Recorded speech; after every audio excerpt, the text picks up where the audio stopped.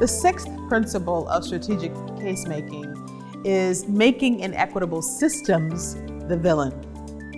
So it's interesting. It's as a good storyteller will tell you, there is a villain in every story. Has to be. There's got to be some tension. There's got to be something compelling the protagonist to go out and move and do something, which is, right, the action. You want people to do something about what they're hearing in the story. So in every story, there's got to be a villain. The challenge for most of us as folks who are trying to move us towards social justice is that most often we make individual people the villain.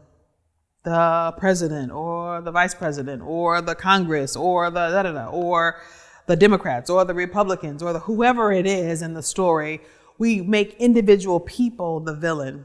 And that does not serve us very well.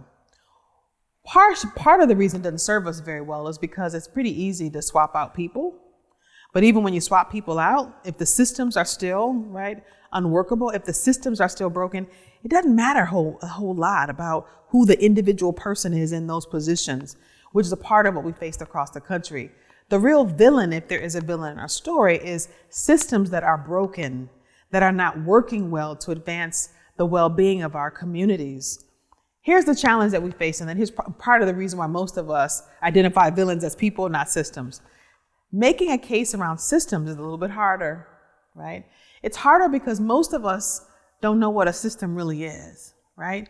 Most folks don't think about the affordable housing system or the housing system or the educational system, right? Or the water system. They don't think in terms of our food systems. Like, how is it that what regulates our food to make sure that what we bring to the table is healthy? What enables us to buy homes in our communities? What systems are in place to lending institutions to make them line up around values that do not resegregate our communities? Those systems, right? Systems require the input of a number of different stakeholders: community leaders, employers, public agencies, private investors. I mean, all kinds of folks are lifting up different portions of systems.